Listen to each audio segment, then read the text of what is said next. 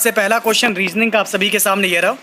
यदि पारदर्शी कागज की शीट को बिंदु रेखा में मोड़ा जाए तो कैसी आकृति दिखाई देगी, इसको बताइए। एक आपका ट्रांसपेरेंट पेज दे रखा है, इसको फोल्ड करेंगे तो कैसी आकृति दिखाई देगी ये आपको बताना है। तो देखते हैं सर हमारा इस क्वेश्चन का सही जवाब क्या होगा, ए, बी, सी या फिर डी। अब ये जो पेज है ना हमारा, सबसे पहले सर इस पेज को फोल्ड करना है। तो इस पेज को फोल्ड करेंगे तो आपका क्या आएगा, ये स्क्वायर मेरा इधर आ जाएगा, तो स्क्वायर के अंदर ट्रायंगल मेरा इस तरीके से आ जाएगा, ठीक है ना। और ये जो आपका ट्रायंगल आपका दे रखा है, ये ट्रायंगल ये अंदर चला जाएगा। तो ये पहले वाले में ट्रायंगल उल्टा हो रहा है, इसमें ट्रायंगल सीधा है, ये सही लग रहा है फिलहाल। इसमें तो आपका ये गलत हो गया, ये गलत हो गया। तो आपका आंसर यहाँ से क्या हो जाएगा, बी हो जाएगा, ठीक है ना। तो सर अगर आपका आंसर यहाँ से बी आ रहा है तो बिल्कुल आपका राइट होगा, परफेक्ट होगा। और अगर मैं आपको समझा ना पाऊँ, मैं ठीक तरीके से बता ना पाऊँ, मेरे अगर कोई गलती हो जाए क्वेश्चन में तो मुझे बता दीजिएगा। हमारा अगला क्वेश्चन देखिए, इसको बताइए। अब आपको सर दे रखा है यहाँ से रजिस्टेंस का दे रखा है ओम, जैसे कि रिलेशन रजिस्टेंस का दे रखा है आपको ओम दे रखा है, यानी कि होता है प्रतिरोध का मात्रक होता है ओम। वैसे किसका मात्रक क्या होगा, प्रेशर दाबमापी, समय घड़ी, तापमान थर्मामीटर, लंबाई मीटर। तो सर जैसे प्रतिरोध का मात्रक ओम होता है वैसे ही लंबाई का मात्रक क्या होता है, मीटर होता है, ठीक है। तो इस क्वेश्चन का हमारा जो करेक्ट आंसर होगा ये हो जाएगा सर हमारा डी वाला, बिल्कुल राइट होगा, परफेक्ट होगा। चलिए अब ले चलते हैं आपको आगे। सर आपका नेक्स्ट क्वेश्चन जो कि बहुत इंपॉर्टेंट है, इन the given ban diagram the hexagon represents farmer, the circle represents beneficiaries and the square represents land owners. मेरे कहने का मतलब ये है कि षटकोण जो है किसानों को दर्शाता है, ठीक है ना। अब देखिए यहाँ पर सर आपको क्या दिया गया है, मैं आपको डायरेक्ट बता रहा हूँ और फिर मैं क्वेश्चन पूछूंगा, ये आपको ये बताना है। आपको पेपर में दे रखा है ये जो स्क्वायर है ये है आपका भूस्वामी, क्या है आपका, ये है भूस्वामी है। और सर्किल वाले आपके बेनिफिशियरी हैं, यानी कि लाभार्थी हैं, लाभार्थी जिनको लाभ मिल रहा है, लाभार्थी हैं। और ये षटकोण जो दे रखा है ये आपके किसान लोग हो गए, फार्मर लोग हो गए। कितने किसान, भूस्वामी और लाभार्थी दोनों हैं, तो तीनों में कॉमन क्या होगा, तो सर तीनों में कॉमन मेरा 21 आ रहा है। 21 हमारा भूस्वामी भी है, 21 लाभार्थी भी है, 21 वाले किसान भी हैं। कॉमन क्या है तीनों में, तीनों में कॉमन मेरा दे रखा है 21, यानी कि सर हमारा राइट आंसर हो जाएगा बी वाला।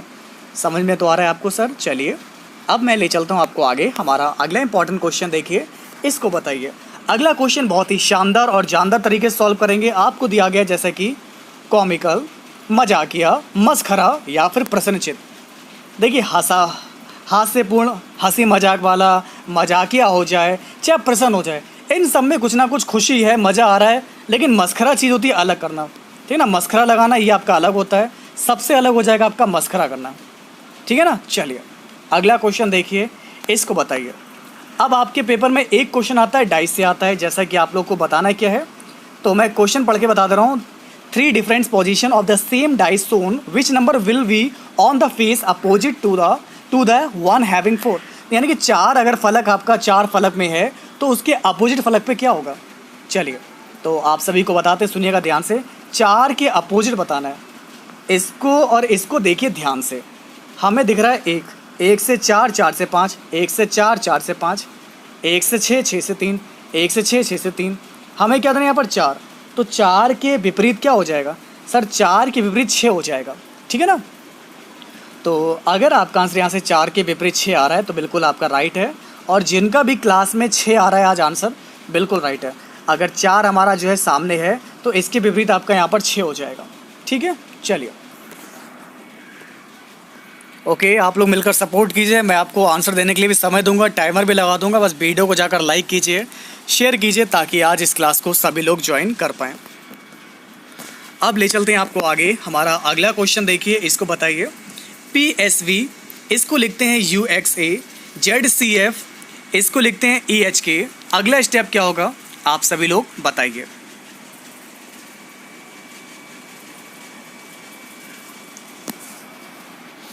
देखिए तो इसमें सर आपका लॉजिक क्या लग रहा है, समझेंगे। APQRSTU VWXYZ ABCDE FGHIJ। तो हमने सर देखा कि यहाँ पर जो है 5 5 स्टेप आगे बढ़ना है, ठीक है ना। ऐसे ही आपका एस से एक्स, सी, एच, एच से 5 स्टेप का हमारा एम आ जाएगा, फिर बी, ए, एफ, के से 5 स्टेप हमारा पी आ जाएगा, JMP आ जाएगा। तो अगर आपका आंसर यहाँ पर JMP आ रहा है, बिल्कुल राइट है, परफेक्ट है, तो इसका शानदार और जानदार जवाब क्या होगा? JMP हो जाएगा, JMP ये आपको दे रखा है डी वाले में, तो इसका शानदार और जानदार जवाब होगा डी वाला। समझ में आ गया आपको? चलिए अगला क्वेश्चन देखिए, इसको बताइए। देखते हैं आप लोगों में से कौन इस प्रश्न को सॉल्व कर पाएगा। 116, 128, 146, 170, 200, अगला जानदार और शानदार जवाब क्या होगा? देखते हैं कौन देता है सबसे पहले, बताइए।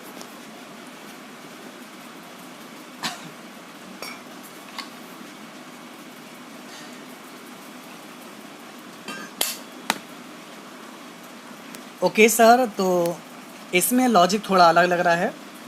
पहले हमने 12 जोड़ा, 6 2 8, ठीक है, 128 हो गया। फिर मैंने 18 जोड़ दिया, 146। फिर मैंने 24 जोड़ दिया, 170। फिर मैंने यहाँ पर 30 जोड़ दिया। तो देख रहे हैं आप लोग, 12 6 18, 6 24, 6 30, 6 36। तो अगली बार हम 36 जोड़ेंगे ना, तो कितना हो जाएगा? 236 आ जाएगा। तो जिनका भी आंसर यहाँ से 236 आ रहा है उनका बिल्कुल राइट है, परफेक्ट है। और अब ले चलते हैं आपको आगे। हमारा अगला क्वेश्चन देखिए, आप सभी लोग बताएगा कि इस क्वेश्चन का आपका राइट आंसर क्या होगा। और प्लीज़ मेरी आप लोगों से सर गुजारिश है, एक रिक्वेस्ट है कि प्लीज़ जाकर वीडियो को लाइक कीजिए, शेयर कीजिए, मिलकर आप सभी लोग सपोर्ट कीजिए, ठीक है। और अब आपका अगला क्वेश्चन है, यदि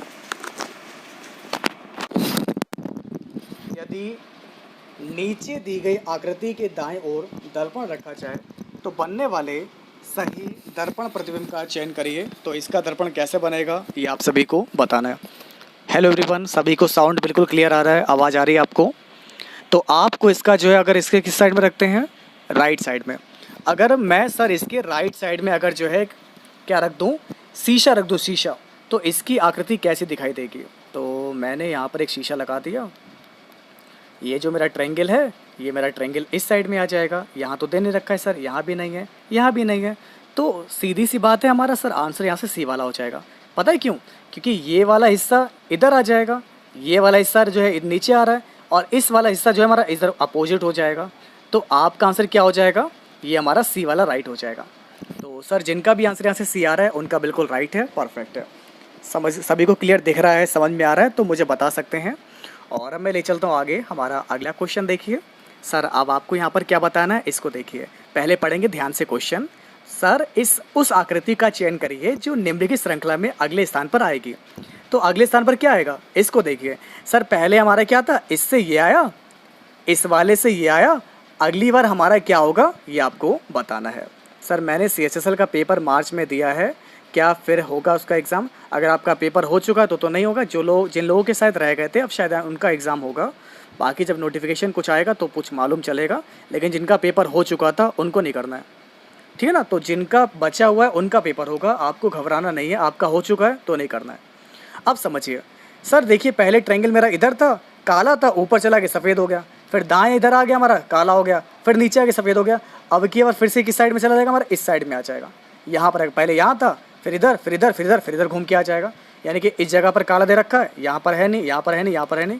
बिना कुछ करे ही हमारा आंसर हो जाएगा, ए वाला आंसर बिल्कुल राइट होगा। और बाकी एरो पहले ऊपर था, फिर एरो मेरा नीचे आ गया, वो भी इस डायरेक्शन में, फिर मेरा एरो जो है इधर चला गया हमारे यहाँ से। देखते रहिएगा क्या हो रहा है। पहले आपका पहले एरो इधर था, फिर एरो आपका इधर आ गया, फिर एरो आपका नीचे चला गया, और अब क्या एरो इधर आ जाएगा। तो इस बार भी एरो ऊपर जाएगा। पहले आपका सफ़ेद काला, सफ़ेद काला, सफ़ेद। तो बस बिना कुछ करे आपका आंसर ए हो जाएगा, ठीक है। आगे बढ़ा जाए सर। हमारा अगला प्रश्न देखिए, इसको बताइए। पहले पढ़िए क्वेश्चन आपसे क्या कह रहा है, क्वेश्चन को ध्यान से पढ़ेंगे। देखिए ये बहुत बड़ा क्वेश्चन है, तो पूरा एक पेज पर नहीं आ पा रहा है, 2 पेज पर है। पहले क्वेश्चन को ध्यान से पढ़ लीजिए। उस आकृति का चयन कीजिए जिसमें दी गई आकृति छिपी हुई है, आकृति को घुमाने की अनुमति नहीं है। तो यहाँ से आपका राइट आंसर क्या होगा? देखिए ये जो मेरी लाइन आपकी जा रही है ये इस तरीके से, तो देखिए ये लाइन मेरी यहाँ से जा रही है इस तरीके से, ये मेरा कंप्लीट हो जाएगा। ये एक लाइन जा रही है, ये मेरा बनेगा इस तरीके से। तो कुल मिलाकर हमारा राइट आंसर क्या हो जाएगा? ए हो जाएगा। तो प्लीज़ शेयर कीजिए इस क्लास को। और अगर आपका आंसर ए आ रहा है बिल्कुल राइट है। समझ में आ गया सर आपका? तो इसमें पहला वाला डायग्राम है बिल्कुल राइट है। अब इसको देखेंगे, ये लाइन आपकी सीधी जा रही है, सीधी वाली लाइन, ये सीधी लाइन जा रही है, इसमें जा रही है, नहीं जा रही है, दूसरा गलत। अगला वाला ऑप्शन देखिए, इसमें लाइन तो सीधी जा रही है लेकिन ये चीज़ देखिए यहाँ पर नीचे गड़बड़ कर रहा है आपका, ये गलत। इस वाले को देखेंगे आप लोग तो ये भी आपका गलत, तो केवल आपका आंसर ए आ जाएगा। ठीक है, चलिए अब सर आगे बढ़ा जाए। हमारा अगला प्रश्न देखिए, ये एक मिसिंग नंबर का क्वेश्चन है। तो सर दिए गए विकल्पों में से लुप्त संख्या को ज्ञात करिए। आपको यहाँ पर दे रखा है 7, 8, 113, 11, 12, 265, 14, 9। अगला स्टेप क्या होगा ये आप सभी को बताना है। तो आइए मैं आपको बताने का प्रयास करता हूँ। इसमें सर हमारी शॉर्टकट ट्रिक क्या है, क्या तरीका इसमें फॉलो हो रहा है, अब मैं आपको बताता हूँ। सुनिएगा ध्यान से। 7 का स्क्वायर होता है सर हमारा 49, और 8 का होता है 64, 9 4 होता है 13, 6 4 10 और 11। तो इनका स्क्वायर को जोड़ना है, तो सेम 14 का स्क्वायर करेंगे कितना हो जाएगा, 14 का मेरा होता है 196, 9 का होता है 81, इनको जोड़ देंगे तो हमारा कितना आ जाएगा 277 आ जाएगा। ठीक है ना। तो अगर आपका आंसर 277 आ रहा है तो बिल्कुल राइट होगा, परफेक्ट हो जाएगा। समझ में आ रहा है आपको। चलिए अब ले चलते हैं आपको आगे। हमारा अगला क्वेश्चन देखिए, इसको देखिए। अब हम बात करेंगे कुछ, हम लोग जनरल अवेयरनेस क्वेश्चन पढ़ेंगे इसी पेपर के, ठीक है ना। और पहला क्वेश्चन आपके सामने है, अलीगढ़ आंदोलन किसके द्वारा शुरू किया गया था। चलिए बताइए सर, जो अलीगढ़ का जो आंदोलन हुआ था ये किसके द्वारा शुरू किया गया था, तो आप सभी को बताते हैं। इस क्वेश्चन का आंसर होगा हमारा ऑप्शन डी है, सैयद अहमद खान। तो अगर आपका आंसर यहाँ से आ रहा है सैयद अहमद खान आ रहा है। देखिए अलीगढ़ आंदोलन की जो शुरुआत है वैसे तो अलीगढ़ यानी कि यूपी से हुई थी, और इस आंदोलन के जो संस्थापक थे मैं उनका नाम बता रहा हूँ, सर सैयद अहमद खान। और सर सैयद अहमद खान ने 1875 ईस्वी में अलीगढ़ में एक एंग्लो मुस्लिम कॉलेज, जिसे हम लोग मोहम्मडन एंग्लो ओरिएंटल कॉलेज भी कहते हैं, इसकी स्थापना की थी। तो ऐसे में सर हमारा राइट आंसर क्या होगा, ये होगा ऑप्शन डी वाला, बिल्कुल राइट होगा, सैयद अहमद खान। अब मैं आपको ले चलता हूँ आगे। हमारा अगला क्वेश्चन देखिए, जो कि बहुत इंपॉर्टेंट है आपके एग्ज़ाम के लिए, एग्ज़ाम पॉइंट ऑफ व्यू से। जितने भी एसएससी के इंपॉर्टेंट क्वेश्चन मैं 1 बाय 1 सारे कराऊंगा, बस मुझे सर आप लोगों का सपोर्ट चाहिए, क्योंकि इस टाइम आप लोगों में से बहुत कम लोग सपोर्ट कर रहे हैं, लेकिन जितने भी कर रहे हैं मैं सिर्फ उन्हीं लोगों के लिए कर रहा हूँ जो लोग सिर्फ हमें सपोर्ट कर रहे हैं। बिल्कुल अगर आपको बीएसए से प्यार है तो बिल्कुल हम आपके लिए तत्पर रहेंगे, जब तक आपको पेपर में सफल नहीं करा देते। हम आपको डेली बेस पे एक पेपर सॉल्व कराएंगे, ताकि आपका एग्ज़ाम पेपर को सेट करने के लिए सॉल्व हो जाए, जो है माइंड सेट हो जाए। तो चुंबकीय क्षेत्र की माप की इकाई क्या है, तो 27 क्वेश्चन का जो हमारा राइट आंसर होगा ये होगा ऑप्शन ए है, टेस्ला। ओके सर, तो यहाँ से आपका आंसर क्या होगा, टेस्ला होगा। नेक्स्ट क्वेश्चन देखिए प्लीज़, इसको बताइए आप लोग। सर आपको बताना है कि आईसीसी वर्ल्ड कप के इतिहास में सबसे अधिक रन बनाने का रिकॉर्ड किस खिलाड़ी के नाम दर्ज है, प्लीज़ बताइए। तो हाँ सर बिल्कुल सही बताया आपने, 28 क्वेश्चन का आपका आंसर हो जाएगा सचिन तेंदुलकर। क्या नाम है इनका, सचिन तेंदुलकर। चलिए अब ले चलते हैं आपको आगे। हमारा अगला क्वेश्चन देखिए, इसको बताइए। पुस्तकें देखिए सर, आपको बताते हैं पुस्तक the world of time, songs of life, death and the springs, इसके लेखक कौन है।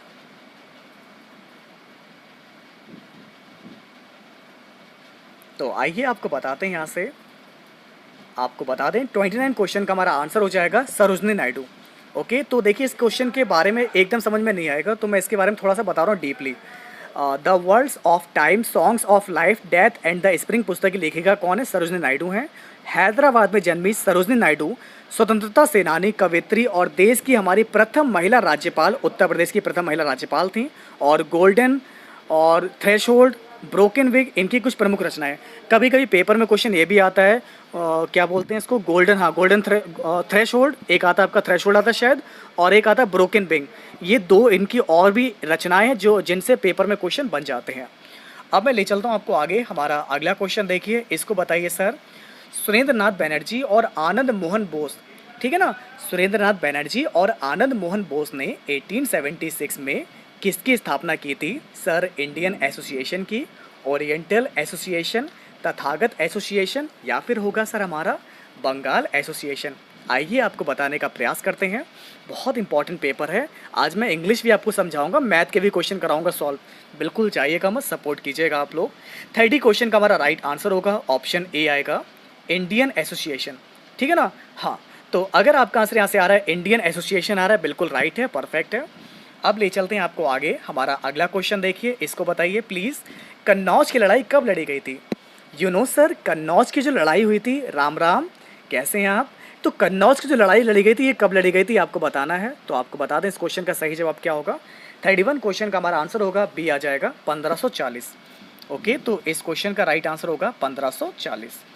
वैसे तो इसके बारे में आपको मालूम होगा क्योंकि जो लड़ाई हुई थी शेरशाह सूरी थे और हुमायूं थे, इनके बीच लड़ी गई थी। इसमें आपके हुमायूं हार गए थे और इस युद्ध की सफलता के बाद में शेरशाह सूरी ने सरलता से बहुत ही सिंपल ही तरीके से आगरा और दिल्ली पर अपना कब्जा कर लिया, अधिकार कर लिया। और कन्नौज के युद्ध को बिलग्राम के युद्ध के नाम से भी जाना जाता है।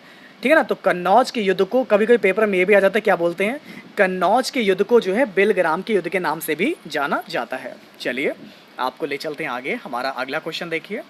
You know where is the national war memorial of India located.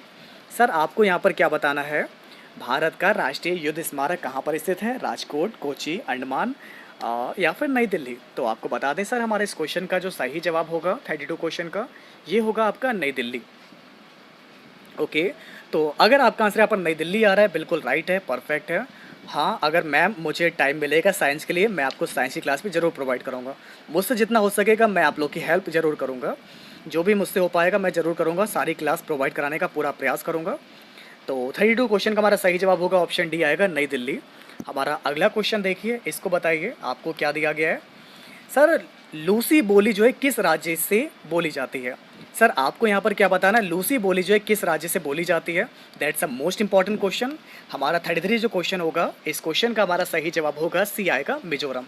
Okay, Ram Ram, कैसे हैं आप। तो हमारे इस क्वेश्चन का सही जवाब होगा, देखिए लूसी जो बोली है ना, लूसी, वैसे किसी किसी में लूसी जो है कुत्तों का भी नाम रखते हैं, वैसे ये जो बोली है एक बोली का नाम भी है। ये मिजोरम राज्य में बोली जाती है और मिजोरम जो है भारत का उत्तर पूर्वी राज्य है और इसकी राजभाषा मिजो है और अंग्रेजी है। सबसे इम्पॉर्टेंट बात यह है, इसकी जो राजभाषा है वो हमारी मिजो है और अंग्रेजी है और इसका गठन 20 फरवरी 1987 में हुआ था। ठीक है, चलिए तो हमारा यहाँ से राइट आंसर क्या बताया मैंने आपको, लूसी आ जाएगा, मिजोरम की है। अब ले चलते हैं आपको आगे। हमारा अगला क्वेश्चन देखिए, इसको बताइए। आपको बताना कि तरल पदार्थों से गैस में परिवर्तन होने की प्रक्रिया को क्या कहा जाता है। क्या सर आपको याद है, तरल पदार्थ से गैस में परिवर्तन होने की प्रक्रिया को क्या बोलते हैं। वाष्पीकरण यानी कि वेपोराइजेशन, पर्सिपिटेशन, डिकेंटेशन या फिर हमारा हो जाएगा कंडेंसेशन। तो आइए आपको बताते हैं यहाँ से इस क्वेश्चन का सही जवाब क्या होगा। 34 क्वेश्चन का राइट आंसर होगा ऑप्शन ए आएगा, वाष्पीकरण। ठीक है ना, तो अगर आपका आंसर यहाँ से वाष्पीकरण आ रहा है तो बिल्कुल आपका राइट होगा, परफेक्ट हो जाएगा। अब ले चलते हैं आपको आगे। हमारा अगला क्वेश्चन देखिए, इसको बताइए।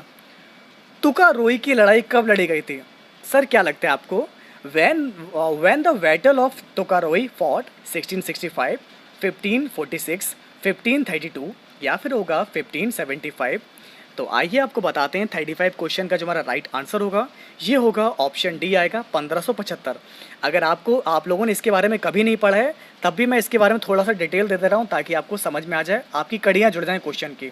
जैसे कि तुकाराई का जो युद्ध हुआ था ये हुआ था आपका 3 मार्च को, 3 मार्च को हुआ था 1575 में। ये अकबर के सेनापति मुनीम खां का नेतृत्व में लड़ा गया था, जिसमें उसने बंगाल के अफगान शासक दाऊद को परास्त कर, किसको हराया था, बंगाल का जो अफगान शासक था दाऊद, इसको हराया था। तो ऐसे में आपका आंसर हो जाएगा डी वाला, बिल्कुल राइट। अब ले चलते हैं आपको आगे। हमारा अगला क्वेश्चन देखिए। ये साइंस का क्वेश्चन, आपके पेपर में साइंस के भी क्वेश्चन आते हैं। सर आपको बताना है उस तत्व की पहचान कीजिए जो पृथ्वी के बाहरी परत में सबसे अधिक मात्रा में पाया जाता है। और प्लीज़ अगर सर आपको वीडियो इंपॉर्टेंट लग रही है, हेल्पफुल लग रही है, इस वीडियो को लाइक कीजिएगा, मिलकर शेयर कीजिएगा और मिलकर सपोर्ट करते रहिए आप लोग। मुझे आपका रेस्पॉन्स मिलता रहेगा, मैं डेली बेस पर आपको क्लासेस प्रोवाइड कराने का पूरा प्रयास करूँगा। बस आप लोग सर सपोर्ट करिए। बहुत कम लोग मिलकर सपोर्ट कर रहे हैं, देखकर बिल्कुल अच्छा लग रहा है। बहुत क्लास में कम स्ट्रेंथ जो है, आपकी क्लास में स्ट्रेंथ बहुत कम है, तो प्लीज़ सपोर्ट कीजिए। अब तो एग्ज़ाम की डेट भी नज़दीक है, पढ़ते रहिए। मैं आपको बता रहा हूँ कि जितने मैं पेपर करा रहा हूँ इन सभी से आपको बहुत हेल्प मिलेगी। तो 36 क्वेश्चन का हमारा राइट आंसर होगा ऑप्शन ए आएगा, ऑक्सीजन। अब ले चलते हैं आपको आगे। हमारा अगला क्वेश्चन देखिए, इसको बताइए।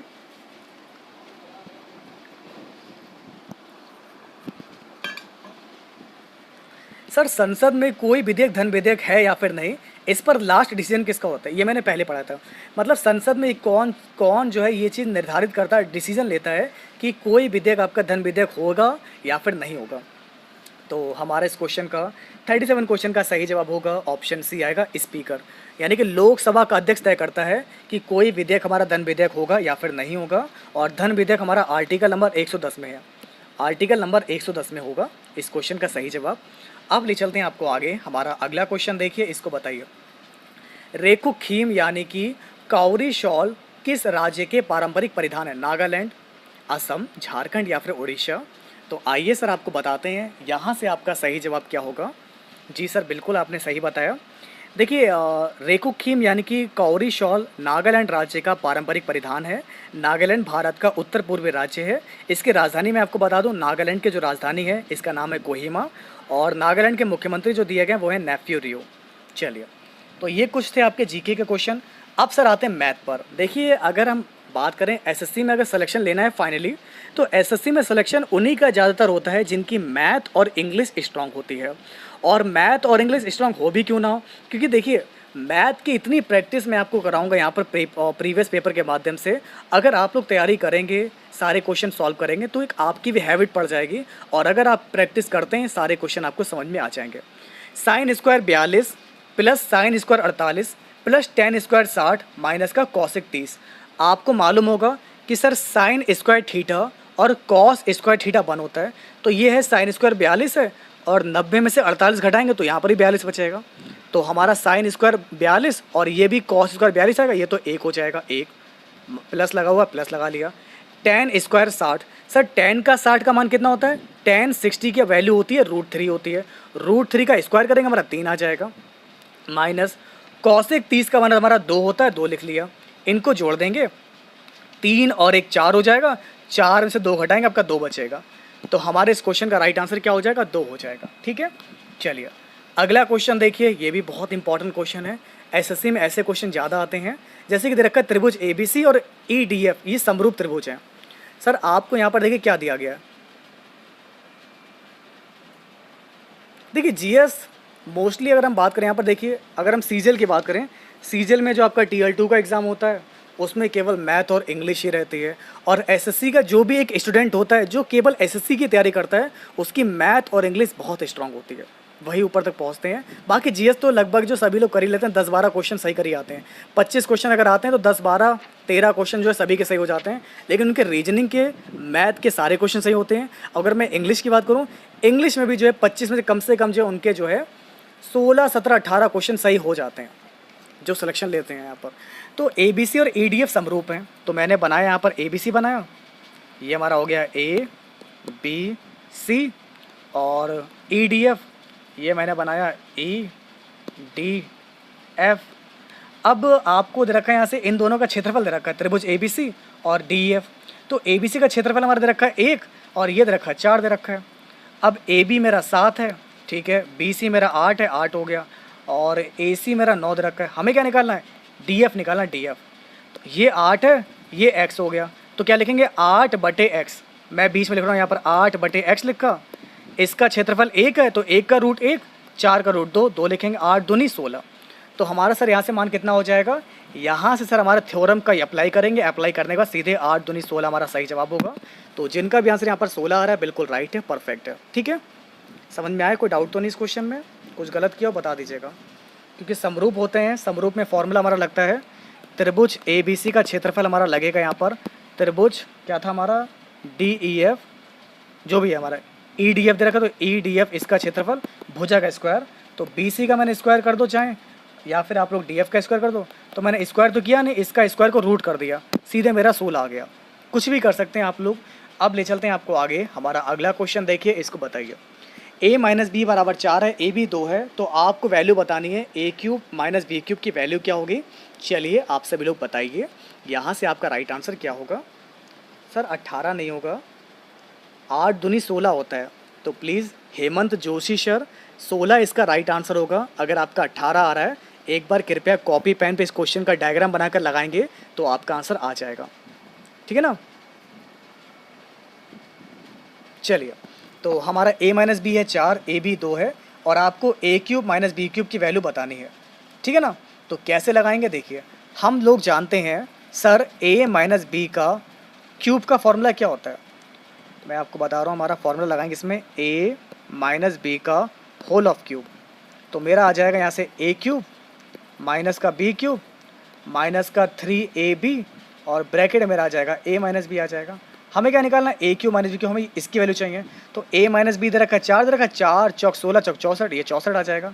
हमें ये निकालना है, इसको मैं लिख ले रहा हूँ यहाँ पर x मान ले रहा है, बड़ा सा x बना लिया। माइनस का 3ab, a भी 2 दे रखा है, 2 3 6, 3 दूनी 6, तो माइनस का 6 आ जाएगा। और a माइनस बी दे रखा है 4, 4 से मल्टीप्लाई 6 चौक 24 हो जाएगा, 24 मेरा इधर आ जाएगा। तो 64 में 24 को और जोड़ दीजिए, कितना आंसर आएगा, तो ये आ जाएगा आपका 88 आ जाएगा। ओके सर, तो हमारा a cube minus B cube कितना हो जाएगा, 64 में 24 को जोड़ देंगे तो हमारा 88 इस क्वेश्चन का बिल्कुल राइट आंसर होगा, परफेक्ट आंसर होगा। समझ में आ रहा है आपको? चलिए हमारा अगला क्वेश्चन देखिए। आज मैंने आपको टाइम आउट नहीं किया था सर, मैंने चैट ऑफ की थी। आप सभी को मैं बता दूं, आज जो आपको लगा था ना मैंने टाइम आउट किया, मैंने किसी का भी टाइम आउट नहीं किया था सर, मैंने सिर्फ चैट ऑफ की थी। चैट ऑफ करने के बाद हुआ क्या था कि कोई भी कमेंट नहीं कर पा रहा था। ऐसे में उन सभी को लगा कि मैंने उनको टाइम आउट कर दिया है या उनको जो है मैंने ब्लॉक कर दिया है। तो ऐसा कुछ भी नहीं, मैंने ब्लॉक नहीं किया था ना टाइम आउट किया था, सिर्फ मैंने चैट कुछ समय के लिए ऑफ की थी क्योंकि क्लास में कुछ ज़्यादा ही बातें होने लगी थी इसलिए। चलिए, तो हमारा पहला क्वेश्चन आपके सामने क्या दिया गया है, a plus B plus C बराबर 8 है, A B plus B C plus C A बराबर 20 है, और आपको सर मान बताना है a cube plus B cube plus C cube minus का 3abc। इसकी वैल्यू क्या होगी ये सर आपको बताना है। आइए आपको बताते हैं। सिंपल सा फॉर्मूला आपको मालूम होगा, इसका फॉर्मूला होता है आपका a cube plus B cube C cube minus 3abc। इसका फॉर्मूला हमारा क्या होता है, सुन लीजिए ध्यान से। तो फॉर्मूला आपको बताते हैं, a प्लस बी प्लस सी हमारा फॉर्मूला, मैं सीधे बता रहा हूँ, डायरेक्ट लगाएंगे इसको। a plus B plus C formula होता है, ब्रैकेट में आपका आता है यहाँ से a square B square C square, a square plus का बी स्क्वायर प्लस का सी स्क्वायर माइनस का माइनस का हमारे यहाँ पर सीधे आ जाएगा ए बी प्लस का बी सी प्लस का सी ए। तो ये फॉर्मूला होता है हमारे यहाँ से। तो हमारे यहाँ से राइट आंसर क्या होगा, सीधे मैं डायरेक्ट बता रहा हूँ इस क्वेश्चन को, ठीक है ना। तो a प्लस बी प्लस सी की मुझे वैल्यू मालूम है, 8 दे रखी है, 8 लिख लेंगे, ब्रैकेट के बाहर है। अब ब्रैकेट के अंदर मेरा हमने बताया a square B square C square, वो मैंने निकाला है a plus B plus C के होल ऑफ स्क्वायर से, तो मेरा आ जाएगा 24 आ जाएगा। जब आप लोग फॉर्मूला यूज़ करेंगे तो 24 आ जाएगा। और ए बी बी सी सी है, ये मेरा दे रखा है यहाँ से 20 दे रखा है, माइनस का 20 लिख देंगे, तो 24 में भी जाएगा 4 बचेगा, और 8 चौक कितना होता है, 32 होता है, ठीक है ना। तो अगर आपका आंसर यहाँ पर 32 आ रहा है तो ही आपका आंसर बिल्कुल राइट होगा, परफेक्ट होगा। समझ में तो आ रहा है? अगर आपको समझ में ना आए तो आप मुझे बता सकते हैं, मैं फिर से बताने का प्रयास करूँगा। अब ले चलते हैं आपको आगे। हमारा नेक्स्ट क्वेश्चन देखिए, इसको बताइए आप सभी लोग। 17 सेंटीमीटर त्रिज्या वाले एक वृत्त में कोई जीवा केंद्र से 15 सेंटीमीटर की दूरी पर स्थित है। जीवा की लंबाई क्या होगी ये सर बताना है। आइए, यहाँ पर जगह थोड़ी कम है तो इस क्वेश्चन को मैं थोड़ा ऊपर बढ़ा लेता हूँ। पहले पढ़ लीजिए question. In a circle of radius 17 centimetre a chord is at a distance of 15 centimetre from the centre of the circle, what is the length of the chord. आइए आपको बताते हैं सर इसको कैसे लगाएंगे। एक मैंने सर्किल बना लिया, एक मैंने यहाँ पर सर्किल बनाया, लग तो नहीं रहा है, मान लीजिए सर्किल है आपका। 17 सेंटीमीटर त्रिज्या वाले वृत्त में कोई जीवा है केंद्र से 15 सेंटीमीटर दूरी पर। एक मैंने जीवा बना ली, जीवा हो गई, ये मेरा केंद्र हो गया। मेरी त्रिज्या दे रखी है 17 दे रखी है, और केंद्र से जीवा की दूरी मेरी दे रखी है यहाँ से 15 दे रखी है। सर हमें क्या निकालना, जीवा की लंबाई ज्ञात करनी है। तो चलिए आपको बताते हैं हमारी ट्रिपलेट क्या होती है। सर एक ट्रिपलेट होती है 8 15 17। सर हमारी ट्रिपलेट होती है 8 15 और 17 की, जैसे 3 4 5, और आपका ऐसे ही होता है 8 15 17 की, ठीक है ना। और एक होती है ट्रिपलेट 5 12 13 की होती है। तो ये मेरा यहाँ पर 8 आ जाएगा, तो ये आधा मेरा 8 है, ये भी 8 होगा, तो 8 और 8 मिलकर कितना हो जाएगा, 16 हो जाएगा, ठीक है सर। क्योंकि सर मैं आपको बता दूं, केंद्र से डाला गया जो लंब होता है ये इसको समद्विभाजित करता है, 2 बराबर बराबर भागों में बांटता है, ये हमारी थ्योरम है। इसके अकॉर्डिंग हमारा सही जवाब हो जाएगा 8 दूनी 16। अब ले चलते हैं आपको आगे। हमारा अगला क्वेश्चन देखिए, इसको लगाने का प्रयास कीजिएगा। सिंपल सी कैलकुलेट करनी है। कभी कभी पेपर में क्या होता है, इतना मैथ लगा लगा के हमारा दिमाग इतना डिस्टर्ब हो जाता है, जिस वजह से ऐसे क्वेश्चन में हम जल्दबाजी में गलतियां कर जाते हैं। तो मैं जानना चाहूँगा कि सर इस क्वेश्चन का हमारा राइट आंसर क्या होगा, आप लोग से बताइए। 21.6 divide by 3.6 multiply by 2 plus 0.25 multiply 16 divide by 4 minus 6, ये किसके बराबर होगा, ये आप लोग बताइए मुझे। ए, बी, सी या फिर डी?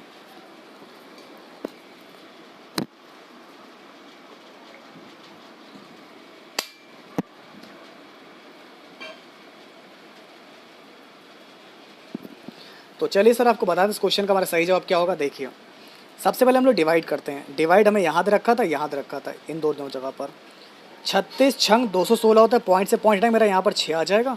6 दूनी मेरा 12 हो जाएगा, प्लस 4 चौक 16, 25 चौक 100, मेरा 1 आ जाएगा, माइनस का 6 आएगा। तो 12 और एक 13, 13 में से 6 को माइनस कर दीजिए तो कितना बचेगा आपका? तो सर इस क्वेश्चन का आंसर हो जाएगा और 7 आ जाएगा। अगर आपका भी 7 आ रहा है तो बिल्कुल राइट है, परफेक्ट है। इस क्वेश्चन का सही जवाब हो जाएगा 7 होगा। ठीक है, चलिए अगला क्वेश्चन देखिए, इसको बताइए। 50 विद्यार्थियों की क्लास में 60% लड़के हैं। अगर 60% लड़के हैं तो लड़कियां हो जाएंगे 40%। तो लड़कों के अंकों का एवरेज 62 है, लड़कियों के अंकों का एवरेज 68 है। तो सर आपको बताना है कि पूरी की पूरी क्लास का एवरेज कितना होगा, ये आपको बताना है। आइए आपको बताने का प्रयास करते हैं। 50 बच्चों की क्लास है, ठीक है। तो लड़के हो गए 60% लड़के हो गए। 5 छक्का 30, 30 लड़के हो जाएंगे और 40, 4 पंजे 20, 20 लड़कियां हो जाएंगे। अब लड़कों का जो एवरेज है वो हमारा 62 है और लड़कियों का एवरेज मेरा 68 है। इन दोनों की मल्टीप्लाई करके टोटल निकालेंगे योगफल।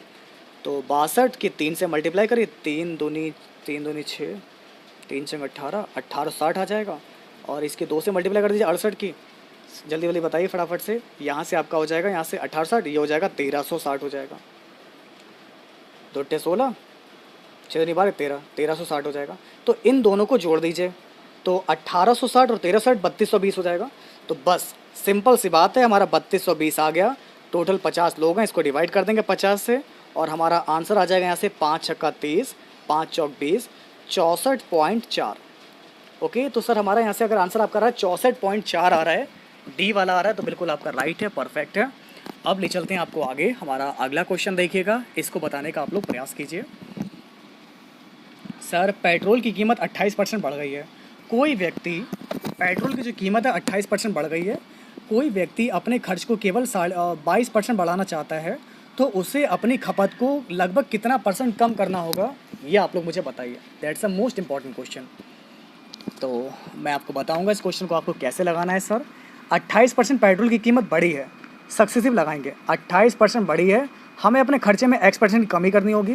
Plus minus minus 28 into x upon में 100, टोटल जो हमारा एवरेज तैयार हो वो 22 ही बढ़े। तो ये फॉर्मूला अप्लाई करेंगे, ठीक ना। हाँ एलिगेशन भी लगा सकते हैं, बिल्कुल लगा सकते हैं। तो अब हम क्या करने वाले इसमें देखिए, 28, 22 को इधर ले आएंगे। 28 में से 22 को माइनस कर लीजिए आप लोग, 6 2 8, 6 बचेगा। ये मेरा इधर से दोनों चीज़ें इधर से जाएंगी, दोनों प्लस की हो जाएंगी।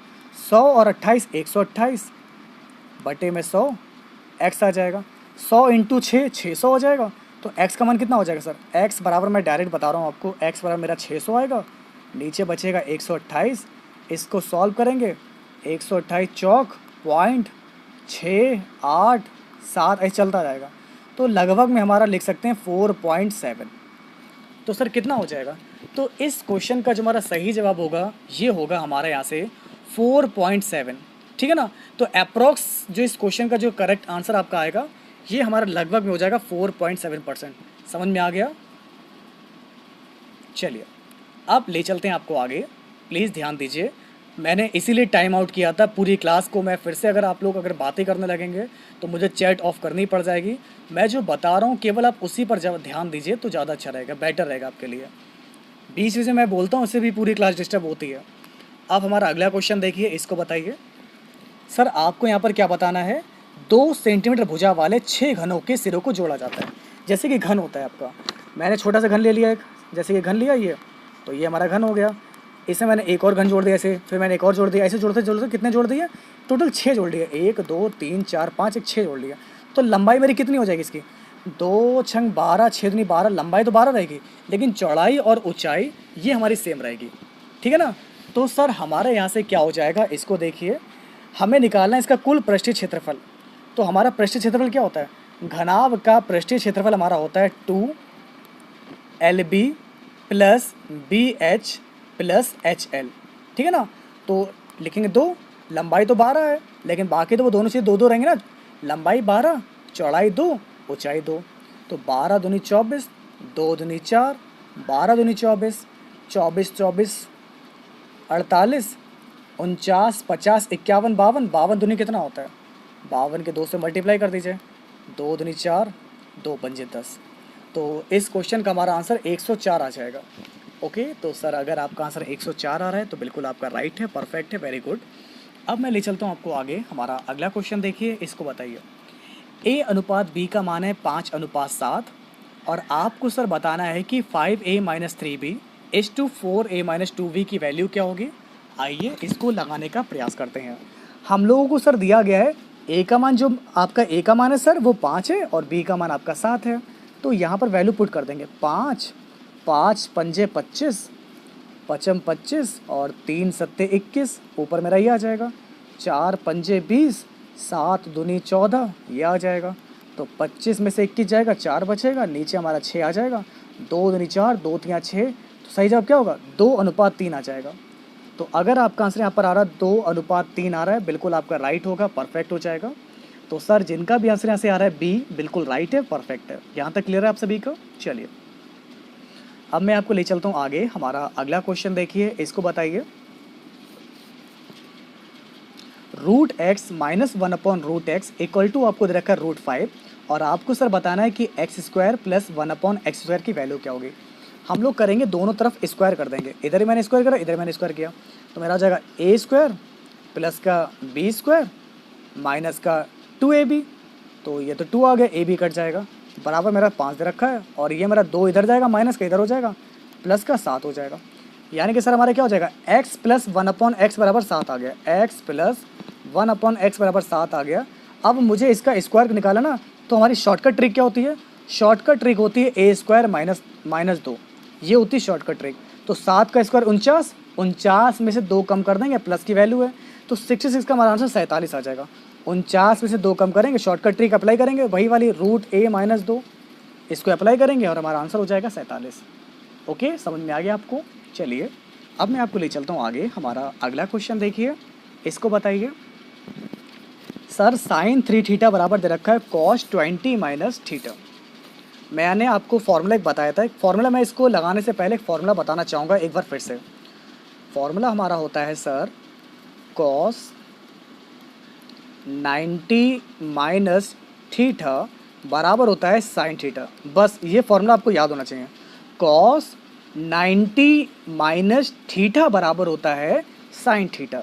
ठीक है, तो हम इसको क्या लिखेंगे? जैसे sin 3θ रखा है, sin 3θ, इसको लिखेंगे cos 90 माइनस 3θ, क्योंकि आप लोग जानते हैं cos 90 माइनस थीटा क्या होता है? साइन होता है। और इधर आपको दे रखा है cos 20 माइनस, यही है इधर रखा है 20 माइनस थीटा। तो cos से cos कट जाएगा, 90 माइनस 3θ हमारा हो जाएगा 20 माइनस थीटा। तो सर हमारा 90 इधर प्लस का है, ये 20 मेरा इधर लाएंगे, तो 90 में से 20 जाएगा, कितना बचेगा? 9 में से 2 गया, 7 2 9 70 बचेगा। ये माइनस का 3 है, इधर जाएगा, प्लस का हो जाएगा, 3 में से 1 जाएगा, हमारा 2 बचेगा। तो 2θ बराबर 70, तो थीटा बराबर कितना आ जाएगा? 35 आ जाएगा। तो सर हमारे इस क्वेश्चन की वैल्यू कितनी आएगी? सर इस क्वेश्चन का जो हमारा सही जवाब होगा 35 डिग्री आ जाएगा। समझ में आ गया आपको? चलिए अब हम बात करेंगे सर इंग्लिश की। इंग्लिश को कैसे आप लोग सीख सकते हैं? इंग्लिश भी प्रैक्टिस से आपको आ जाएगी बहुत अच्छी। जैसे कि पहला क्वेश्चन आपको बताना है कौन सा वर्ड यहाँ पर बिल्कुल एप्रोप्रिएट होगा। Select the most appropriate option to fill in the blanks. It is hard to conceive of a more blank route than the one that this determined traveller choose to follow. तो जो traveller की अगर हम बात करेंगे तो यहाँ पर इस रूट की कंपेरिजन में अगर हम बात करेंगे, यहाँ पर इस रूट पर विचार कर रहा है वो, इससे ज़्यादा कठिन है। तो यहाँ पर जो है देखिए, यहाँ पर आपको दे रखा है स्टिमुलेटिंग, डैशिंग, डांटिंग और प्रोवोकिंग। बाकी सभी के मतलब मैं आपको बता रहा हूँ। जैसे कि इसका मतलब आपका क्या होता है, आपको दिया गया है स्टिमुलेटिंग, इसका मतलब प्रेरणादायक, उत्तेजक। डैशिंग का मतलब आपका होता है सर साहसी। प्रोवोकिंग का मतलब आपका होता है अफसोसजनक। लेकिन नहीं, हम यहाँ पर ट्रैवलिंग के हमारा जो है, हम एक तरीके से आपको बताना तरीका क्या है, शॉर्टकट चीज़ क्या है, वो मैं आपको बताने का प्रयास कर रहा हूँ। ट्रैवलिंग की बात हो रही है, रूट की बात हो रही है, तो रूट और ट्रैवलिंग में हमारा ना तो जो है सफ़र जो है उत्तेजक, साहसी, चिढ़ाने वाला, अफसोसजनक कुछ नहीं। हमारे यहाँ पर बात हो रही है यहाँ पर हार्डली, मतलब हार्ड मतलब कैसा है, अफसोस आपका जो है कठिन है, भयभीत है। तो यहाँ पर डॉन्टिंग होगा। डॉन्टिंग का मतलब होता है कठिन, भयभीत करने वाला। तो इस क्वेश्चन का जो हमारा राइट आंसर होगा सर, ये हमारा सी हो जाएगा। अभी मैं और आपको बताता हूँ, देखिए आप लोगों ने जो है 9th क्लास में पढ़े होंगे, 9th क्लास में और 10th क्लास में पढ़े होंगे active voice and passive voice, ठीक है ना। तो 9th क्लास में आप लोगों ने पढ़ा होगा active voice and passive voice पढ़े होंगे। तो पहला क्वेश्चन देखिए, आपको सब्जेक्ट दे रखा है, ये आपका पैसिव वॉइस में है सर। ये जो आपको सेंटेंस दे रखा है ना, सेंटेंस, ये आपका पैसिव वॉइस में। इस पैसिव वॉइस को एक्टिव में कैसे कन्वर्ट करेंगे, इसकी शॉर्टकट ट्रिक क्या है, तो मैं आपको शॉर्ट ट्रिक बताता हूँ, उसको समझने का तरीका। क्वेश्चन पहले बाद में पढ़ेंगे, मैं बताऊँगा तरीका, आपको क्वेश्चन देखना ही नहीं है। शॉर्टकट ट्रिक हमारी ये है, आप लोग जानते होंगे अगर आपका ऑब्जेक्ट दिया होगा, ऑब्जेक्ट में अगर आपका वॉज लगा है, आपका वर्ब लगा हुआ है, प्लस वर्ब की थर्ड फॉर्म है, प्लस अदर कुछ दे रखा है, तो इसका हमारी शॉर्टकट ट्रिक ये होती है, पहले सब्जेक्ट आ जाएगा, सब्जेक्ट में वर्ब की सेकंड फॉर्म लग जाएगी, प्लस का ऑब्जेक्ट आएगा, फिर आपके अदर ऑब्जेक्ट आ जाएगा, तो बस। तो हमारा किस में दे रखा है, तो हमारा देखिए यहाँ पर he was given a book for his birthday, ठीक है ना। तो हमें यहाँ पर देखिए सी तो सब जगह दे रखा है। अब वर्ब की सेकंड फॉर्म कहाँ है, यहाँ पर गेव दे रखा है, ठीक है, बिल गलत, हैज़ गलत, गिव गलत, तो कुछ करना ही नहीं है। तो सिंपल सी ट्रिक को फॉलो करेंगे, सी गिव देखिए सब्जेक्ट, वर्ब की हमारी आ जाएगी यहाँ से सेकंड फॉर्म, और ही का हमारा देखिए यहाँ पर हिम दे रखा है, आप बुक फॉर हिज बर्थडे, बाकी अदर ऑब्जेक्ट आपको ऐसे दे रखा है। तो शॉर्टकट ट्रिक हमारी क्या हो जाएगी, ए वाला हमारा राइट आंसर हो जाएगा, ठीक है ना। तो बस हमारे इस क्वेश्चन का सही जवाब यहाँ से ए हो जाएगा। ये पैसिव वॉइस में था, पैसिव वॉइस को जब एक्टिव वॉइस में कन्वर्ट करेंगे तो आपका लगेगा यहाँ पर ये। अब ले चलते हैं आपको आगे, हमारा अगला क्वेश्चन देखिए, इसको बताइए सर। आपको देखिए क्या दे रखा है, select the most appropriate, select the most appropriate option to substitute the underline segment in the given sentence, if no substitution is required select no improvement. इसको देखिए, अब आपको सर बताना है यहाँ पर फिल इन द ब्लैंक्स जो आपको दे रखा है ना, टू बी सेंट टू, इसकी जगह पे क्या आ सकता है ये आपको बताना है। जैसे कि application are blank to be sent to the principal before 30 में, एप्लीकेशन जो है यहाँ पर 30 मई से पहले जो है प्रिंसिपल को जो भेजे जाने हैं। तो यहाँ पर वर्ब बीइंग गलत, विल बी गलत, आर सेंडिंग गलत, बिल्कुल सेंटेंस आपका राइट है। तो ऐसे में सर आप क्या कहेंगे, तो अगर आपका आंसर यहाँ से बी आ जाएगा, बिल्कुल राइट होगा, परफेक्ट हो जाएगा, ठीक है ना। तो जिनका भी आंसर यहाँ से आ रहा है नो इम्प्रूवमेंट, तो आपने बिल्कुल सही बताया, क्योंकि इसमें ग्रामर रूल्स के अकॉर्डिंग कोई भी गलती नहीं है, ग्रामर रूल्स के अकॉर्डिंग बिल्कुल सही दे रखा है, इसमें आपको कहीं भी चेंजेस करने की आवश्यकता नहीं है, ठीक है। चलिए अब सर हमारा अगला क्वेश्चन देखिए, इसको कैसे करेंगे। जैसे कि सब्जेक्ट आपको दे रखा है मीरा, हैज़ अ फ्रेंड, फिर यहाँ पर दे रखा है who, parents live in Dubai. आप देखिए समझने वाली चीज़ तो यहाँ पर है सर, ठीक है ना, समझने वाली चीज़ तो आपकी यहाँ पर क्या तरीका है इसको समझने का। तो वाक्य में जो आपको ये अंडरलाइन जो दे रखी लाइन पूरी, इसमें हु जो है हमेशा सब्जेक्टिव केस में यूज़ होता है। अगर मैं हु की बात करूँ, हु जो है हमारा सब्जेक्टिव केस में आता है, ठीक है ना। तो हु हमारा सब्जेक्टिव केस में आता है, और इसके बाद वर्ब का प्रयोग होता है, इसके बाद हमारा वर्ब का प्रयोग होता है, बट तो यहाँ पर तो ऐसा है नहीं। तो हु के तुरंत बाद नाउन दिया होने की स्थिति में हु का पॉसेसिव आएगा। हु का पॉसेसिव क्या होता है, जैसे ही का पॉसेसिव हिज होता है, वैसे हु का पॉसेसिव होता है हुज।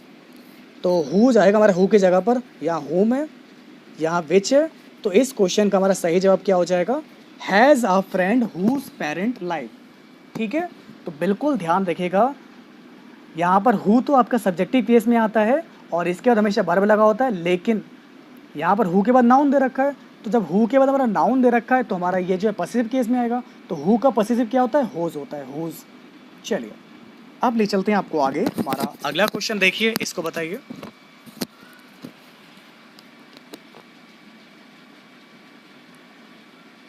नेक्स्ट क्वेश्चन आपके सामने है, यहाँ पर आपको बताना है क्या दिया गया है, select the correctly spelled word.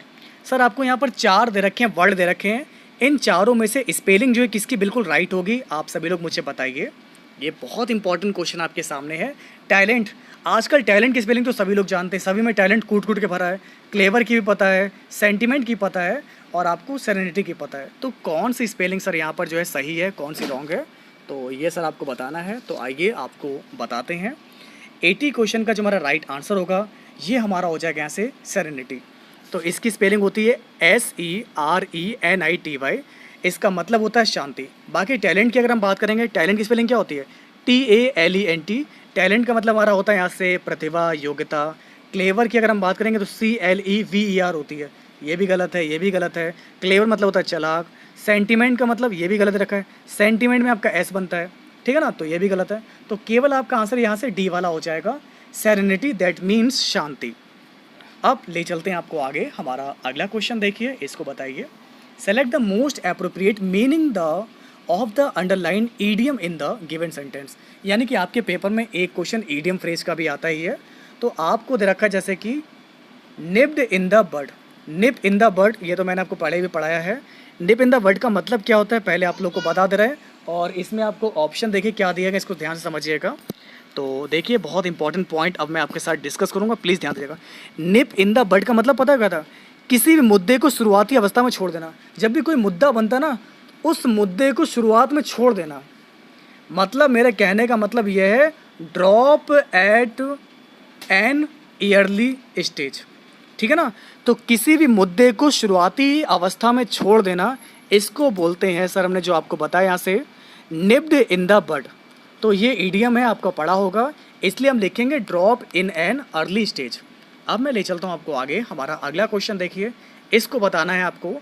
Select the most appropriate synonyms of the given word. Endeavour. तो सर एंडिएवर का मतलब क्या होता है, इसको बताइए। मोस्ट इंपॉर्टेंट क्वेश्चन, एंडिएवर का मतलब क्या होता है? प्लीज़ वीडियो को लाइक ज़रूर कीजिएगा, वीडियो को शेयर कीजिएगा, ठीक है ना, ध्यान दीजिए। तो सर एंडिएवर का मतलब मैं आज आपको बता रहा हूँ, सुन लीजिए ध्यान से। प्रयास करना, प्रयत्न करना, हमें हमेशा प्रयास करते रहना चाहिए, ठीक है ना। तो मैं आपके लिए भी कह सकता हूँ, एंडिएवर मतलब होता है हमारा प्रयास करना, प्रयत्न करना, और इसका जस्ट हो जाएगा अटैम्प्ट। जितने भी मैं पेपर आपको डेली बेस पे सॉल्व करवाऊंगा, इसको बिल्कुल अटैम्प्ट कीजिएगा, फुल अटैम्प्ट का मतलब भी होता है एक तरीके से प्रयास करना, पूरे सॉल्व करना, ठीक है ना। तो बाकी तो आपको दे रखें जैसे कि अचीवमेंट, अचीवमेंट का मतलब होता है उपलब्धि होता है, रिजल्ट का मतलब परिणाम, सक्सेस का मतलब सफलता। तो इसका सबसे जो परफेक्ट वर्ड होगा ये हमारा हो जाएगा यहाँ से अटैम्प्ट हो जाएगा। ओके चलिए अब ले चलते हैं सर आपको आगे, हमारा अगला क्वेश्चन देखिए, इसको बताइए। Select the correctly spelled word. अच्छा 14th की स्पेलिंग किसी को मालूम है? क्या आप लोग जानते हैं सर कि 14th की स्पेलिंग क्या होती है? 14th 40वां, हिंदी में बोलते हैं 40वां, इंग्लिश में बोलते हैं 48। 48th की स्पेलिंग क्या होती है? जी बिल्कुल, तो आपको बता दें इस क्वेश्चन का जो आपका राइट आंसर हो जाएगा ये होगा हमारा 83 क्वेश्चन का सी वाला 48th। तो इसकी स्पेलिंग होती है FORTIETH। सिंपल सा मतलब है 40वां, लेकिन 40वें की अगर स्पेलिंग की बात करेंगे मोस्टली लोग जो है गलतियां कर जाएंगे। ओके तो हमारा यहाँ से क्या हो जाएगा, 40th होता है FORTIETH, इसको बोलते हैं 40वां। अब ले चलते हैं आपको आगे, हमारा अगला क्वेश्चन देखिए, इसको बताइए। Select the most appropriate synonyms of the given word. Obstacle. Obstacle का मतलब क्या होता है? मतलब होता है बाधा, रुकावट, और आपको बताना इसका सिनोनिम क्या होगा। बेनिफिट, क्लियरेंस, एक्सेसरी या फिर बैरियर्स। तो आइए आपको बताते हैं। बेनिफिट का मतलब लाभ होता है, क्लियरेंस का मतलब भुगतान होता है, जैसे क्लियरेंस करा दो, हमारा निकासी भुगतान करा दो। एक्सेसरी का मतलब होता है सहायक, संलग्न, तो इसका हो जाएगा बैरियर। बैरियर का मतलब भी होता है रुकावट होना, रोक लगाना, प्रतिबंध लगाना। तो ऐसे में सर आपका सही जवाब क्या होगा? ऑब्स्टेकल का क्या होगा? बैरियर होगा, ऑब्स्टेकल का बैरियर, ठीक है। चलिए हमारा अगला क्वेश्चन देखिए, इसको देखिए। वीकनेस। सर वीकनेस का मतलब क्या होता है? ये हमारा वीक पॉइंट है, वीकनेस है, हमारी कमजोरी है, हमारी दुर्बलता है। तो इसका क्या होगा? इसका उल्टा बताना, उल्टा। इलनेस। इलनेस का मतलब तो रोग होता है, बीमारी होता है, बीमारी में भी हम कमजोरी हैं, ठीक है ना सर। और फिर आपको देखा डिसेबिलिटी। डिसेबिलिटी मतलब हम, हमारे अंदर समर्थन नहीं है, हम असमर्थ हैं, हमारे अंदर कोई क्षमता नहीं बची है। ब्रेवरी का मतलब भी होता है वीरता, साहसता। तो इसका उल्टा सबसे बढ़िया रहेगा स्ट्रेंथ, मतलब कमजोरी, दुर्बलता। तो इसका हो जाएगा हमारे यहाँ से शक्ति, मजबूती से करना है। अगर हमें कोई वीकनेस दे रहा है तो हम उसको बिल्कुल शक्ति से सामना करेंगे, स्ट्रेंथ। तो हमारा इसका राइट आंसर हो जाएगा स्ट्रेंथ हो जाएगा, ठीक है। चलिए अब ले चलते हैं आपको आगे, हमारा अगला क्वेश्चन देखिए, इसको बताइए। सर एक क्वेश्चन आपके पेपर में आता है, इसे मीनिंग बताना होगा। ईडियम ईडियम दे रखा है। इन द रनिंग, भागने में, मतलब we now have an ex minister in the running from out constituency for the post of member of parliament. तो सर हमारे इस क्वेश्चन का सही जवाब क्या होगा, इसको बताइए, ठीक है ना। तो सर आपको बताते हैं, ये एक ईडियम होता है इन द रनिंग। आज मैं आपको बताऊँ इसका मतलब क्या होता है, सुनिएगा ध्यान से। मतलब होता है प्रतियोगिता में भाग लेने वाले, जैसे कि आप लोग जो है इन द रनिंग में हैं, आप सभी लोग जितने भी लोग तैयारी कर रहे हैं सभी प्रतियोगिता में भाग ही तो ले रहे हैं। आप लोग एसएससी की तैयारी कर रहे हैं, रेलवे की तैयारी कर रहे हैं, इसका मतलब क्या, इन द रनिंग। अभी आपकी जो अवस्था है वो भागने में, अभी भाग दौड़ भरी ज़िंदगी आपकी। कैसी ज़िंदगी है? भाग